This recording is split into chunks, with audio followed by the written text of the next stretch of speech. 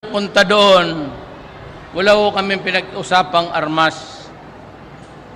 Wala ko kami pinag-usapang gira-gira o maglagay ng pinag-usapan namin kung paano tayo magtulungan. Baka we just wait for a few more days. Baka makabalik na tayo doon sa Scarborough Shoal, ang pangingisda ng ating mga kababayan.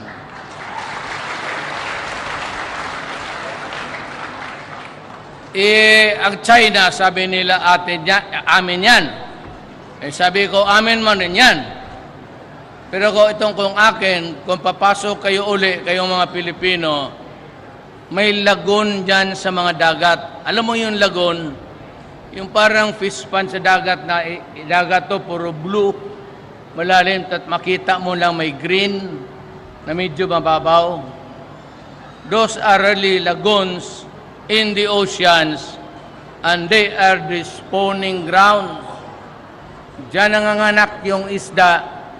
Yung isda na maliliit dyan yan, umiikot lang sa lagoon when they are not ready to go out into the ocean. Paglaki niyan, yung mga tuna ganon, alis yan. So ako na mismo ang nagsabi na kung makabalik tayo sa Scarborough Shoal bilang may-ari, sabi nila, sila rin ang may-ari. Ako na mas mismo magsabi, huwag kayong mangisda dyan. Yung parang pispa na nasa dagat, makikita mo green instead of blue. Blue is deep. Yung green kasi makikita mo, it's almost translucent or transparent maybe. Yun lang ang pinakausap ko para magkaroon tayo ng magandang supply. Rumarami ang Pilipino, ang pinakamamura sa ating mabili natin.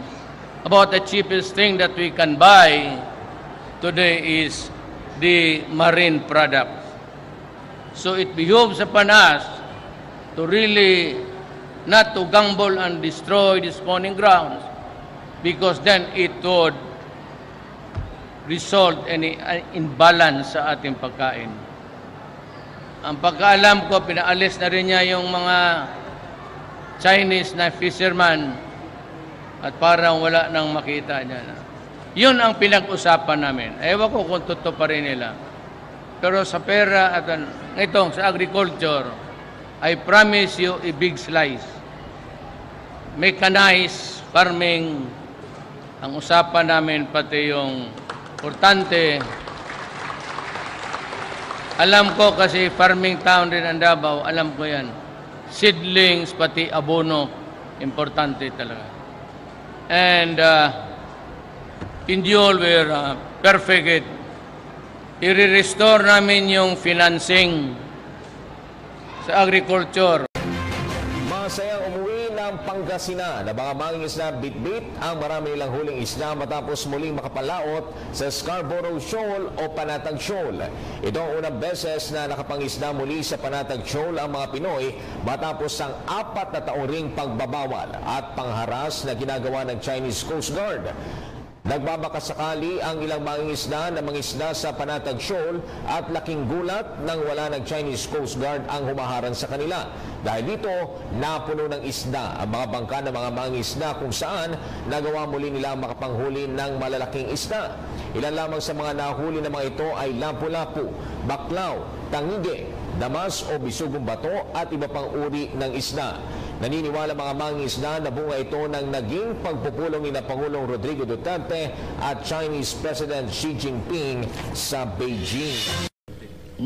Malaking pasalamat namin kay President na Duterte na ganun, pinagbigyan kami mga isda doon sa Scarborough.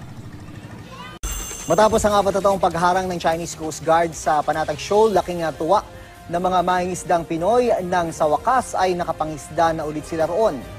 Ang Merita Balita, hatid ni Ian Cruz.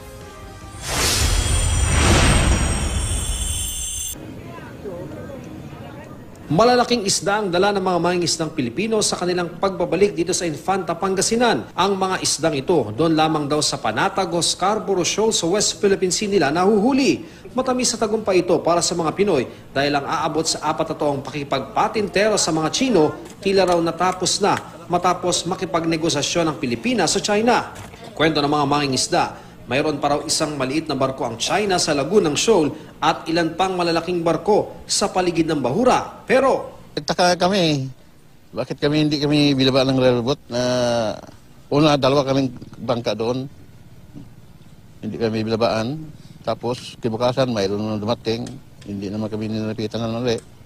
Parami kami doon. wala raw mapaglagyan ng kanyang tuwa sa tila pagbabago ng sitwasyon sa Shoal. Masaya. Kasi kasama namin, mayroon sila maiuwi na huli. At least may maparte sila, pangbili ng bigas o kaya gamot sa mga bata. Ganun. Malayo raw ito sa naranasan nila. Isang araw lang bago sila nakapangista sa Shoal.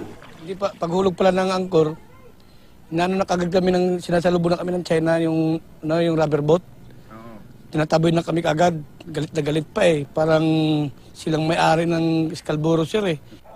Sa pamamagitan naman ng radyo, nakausap ng GMA News ang mangingisdang si Jonard Itak ng Subic Zambales na kasalukuyang nangingisda sa Scarborough Shoal. Nakikita mo, darang nagsasaya ba kayo dyan lahat ngayon?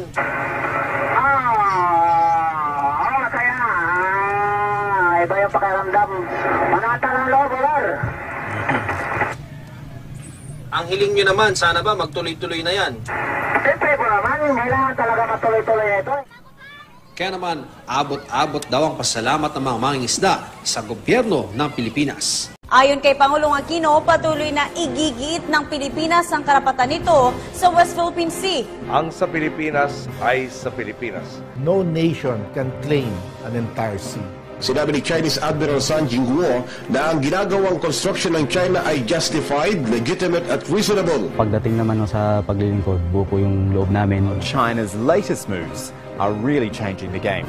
Nakakarinig tayo ng mga challenges from the Chinese Navy, pero it will not stop us from doing our mandate. The Department of Foreign Affairs will push for a freeze in all activities that could further heighten tensions in disputed areas in the South China Sea. Tayo naman po gusto nating makipagkamay sa bansang China. Pero minsan po mahirap makipagkamay kung yung paa ko tinatapakan mo. We have gone to a forum where warships don't count, warplanes don't count, atomic bombs don't count, aircraft carriers don't count. Dumulog tayo sa tinatawag na arbitration. Rule of law. Hindi na kesyo mas malaki ay kung ano ang gusto nila ay masunod. The Philippines case is pretty strong. This is an intergenerational struggle.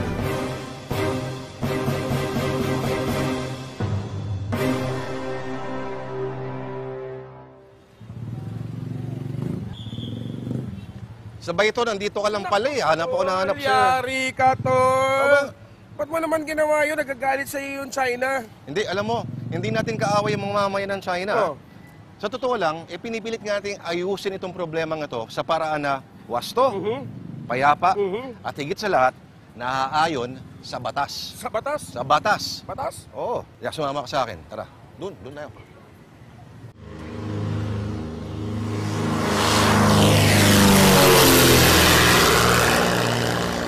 Kung sa maliit na eroplano, 1 oras at kalahati lang ang Ayungin Shoal mula sa Puerto Princesa, Palawan. 104 nautical miles o wala pang 200 kilometro mula sa Palawan. Kagulat-gulat na habang nasa international airspace kami ay maririnig namin ito sa radyo. This is the Chinese Navy. You are alerting the security of our station. Leave immediately. This is Philippine Navy aircraft transiting over international airspace. We are proceeding along our planned route over. Grabe na talaga ang ginagawa ng China sa West Philippine Sea. Bukod sa pagbabawal sa mga Filipino mangingisda, puspusan na nga rin daw mga tinatayo nila mga struktura. Eto, kitang-kita namin ang katakot-takot na bilang ng mga barko sa Mischief Reef na malapit lang sa Ayungin. At sinigurado ng mga piloto namin na 7,000 feet ang taas namin. Pag bumabaraw kasi kami sa 5,000 o pababa pa, sa ilalim ng rules of engagement, delikado na kami. At sa gabi, sa gitna ng katahimikan ng Pag-asa Island, mula sa katapat na Subi Reef, ay tanaw na tanaw ang mga naglalakihang ilaw. Sinasabi sa mga naitayong struktura anumang oras daw ay pwede nang makapagpalapag ng malalaki mga eroplano ang China. Malinaw naman na labag sa pandaigdigang batas na gumagabay sa mga teritoryo at karagatan ang ginagawang ito ng China. At alam niyo bang, halos 18 years nang sinusubukan ng Pilipinas na makipag-usap ng maayos. Pero lagi itong tumatanggi. At patuloy lang na ginigit ng China na wala naman daw dapat pag-usapan. Kanila naman daw talaga ang karagatan. Parang ganito lang yan.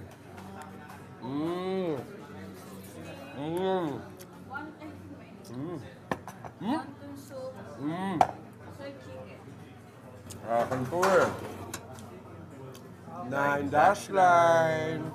Tayo naman po gusto nating makipagkamay sa bansang China. At gusto natin talagang sincere na pakikipagkamay. Pero minsan po, mahirap makipagkamay kung yung paa ko tinatapakan mo. Pilit yung ngiti ko kasi ang bigat ng paa mo sa paa ko. Ano po yung paa na yun na nakatapak sa paa ko? Yan po yung tinatawag nating 9-dash line. Dahil sinasakop niya yung atin. So siguro dapat po, manong kuya, pwede po ba nating itama itong 9-dash line para naman yung aming karapatan na-exercise din namin. Halos 18 years. Kaya naman, humanap na tayo ng mas mapayapa, mas responsable at mas makatarungang estratehiya.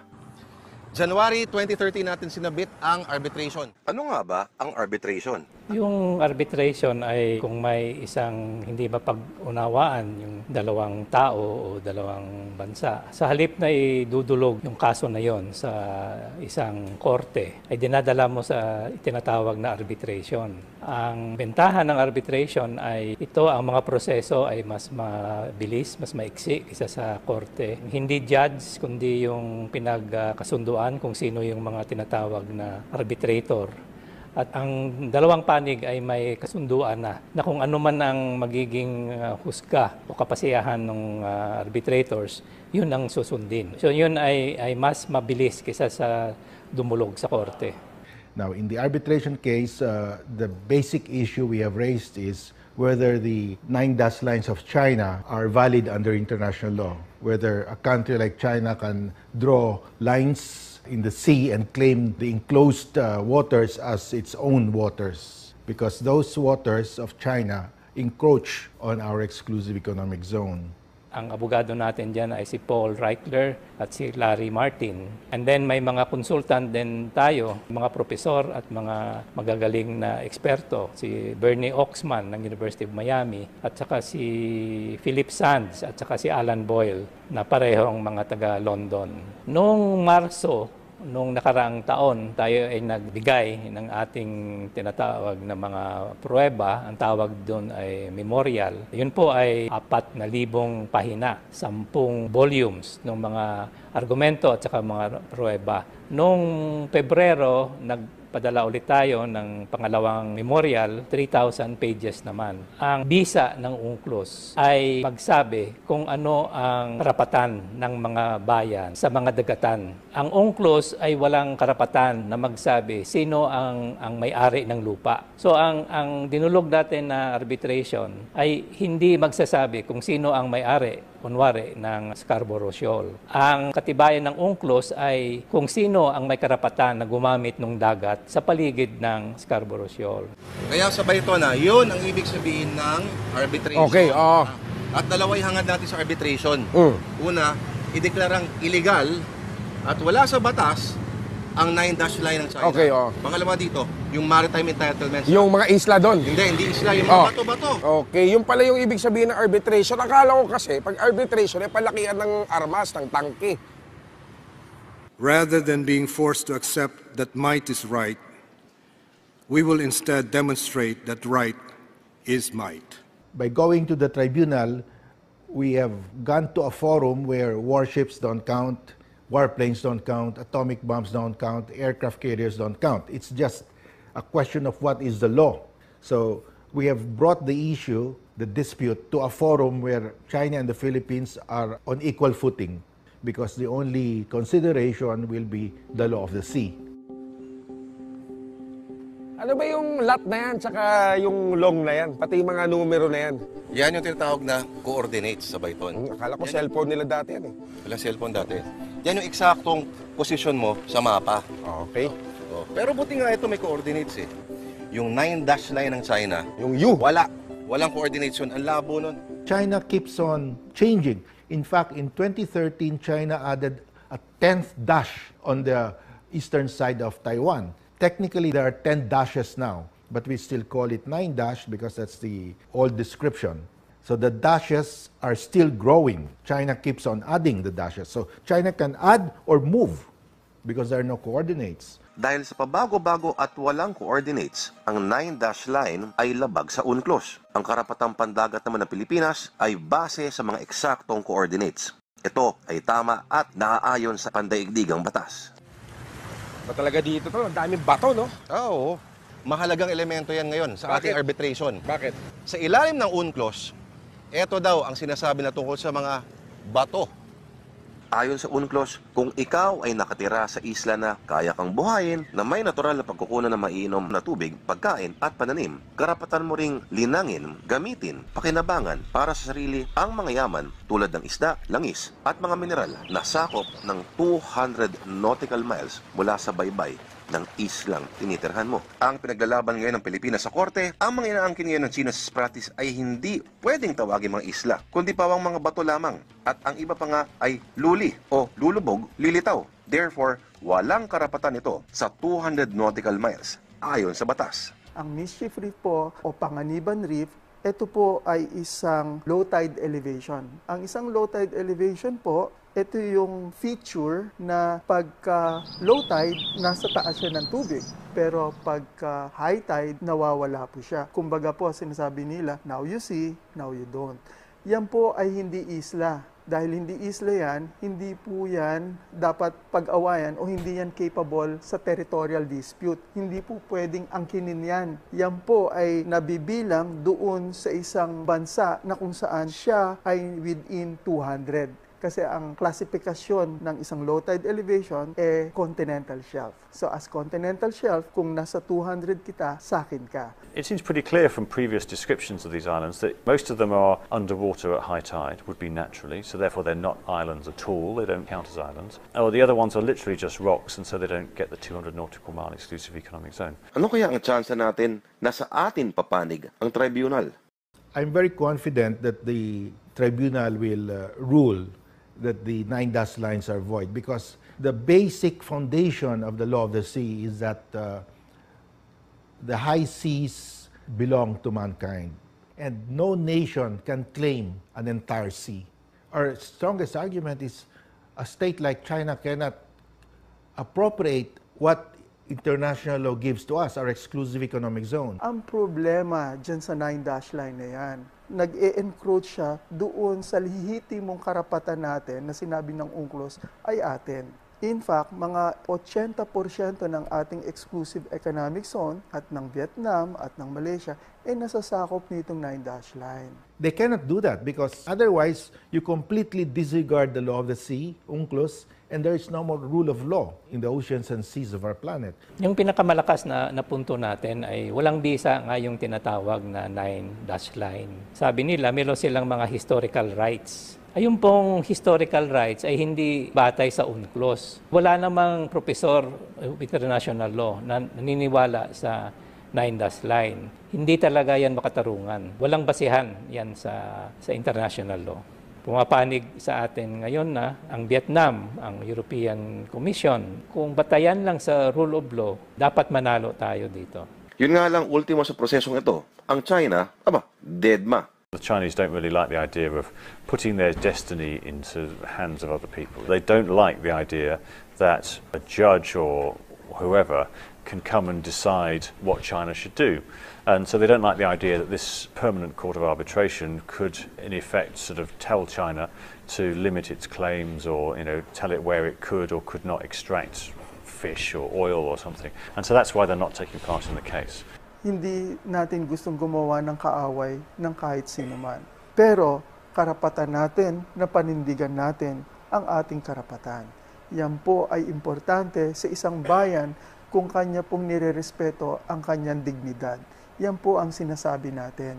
Nirerespeto po natin ang dignidad ng China, pero siguro respetuhin din ng bansang China ang dignidad natin. Ang tanong ay, manalo man tayo, susunod ba ang China? Sa international law kasi, walang tinatawag na international policeman. Walang police na magsasabi na sumunod ka. China likes to present itself as a sort of good neighbour, a responsible member of the international community. So to go directly against something that an international court has ruled would seem to go against the whole idea of China being a responsible member of the international community. So I would have thought that it would have an effect. I don't think it's going to make them dig up their bases and leave the South China Sea, and there's no way at all they're going to do that. But it might be a kind of reason for them to kind of stop expanding their claims. They would recognise that there are sort of limits to their ambitions in the South China Sea. Sa kasaysayan, ano-ano nga ba ang mga naresolba na sa ilalim nito?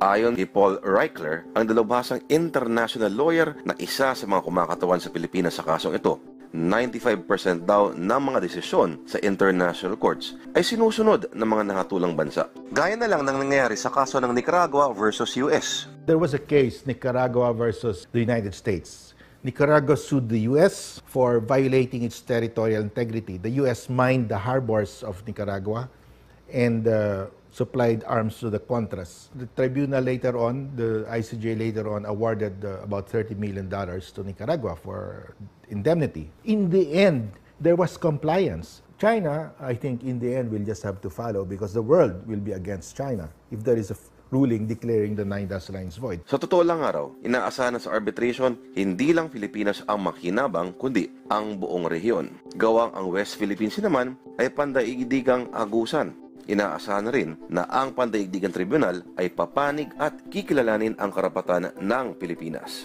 We will err on the right side by adhering to what is provided by law. Yan ang pinakamalakas na weapon natin. We might be a small country, but if the world opinion is on us, we will still be the winner, ika nga. We will be the winner. Kaya nga po ang ating Pangulo nagsalita noon, what is ours is ours. Ang ibig pong sabihin noon, kukunin lang po natin kung ano ang naaayon sa atin. Walang kulang, walang labis. Hindi po tayo aangkin ng hindi naman sa atin. Sino naman po ang magsasabi kung ano ang atin at ano ang hindi atin? Yan po ay naaayon sa batas. Ang sa Pilipinas ay sa Pilipinas. At kaya nating pumalag at ipagtanggol ang sarili tuwing may sisindak sa atin sa loob mismo ng ating bakuran.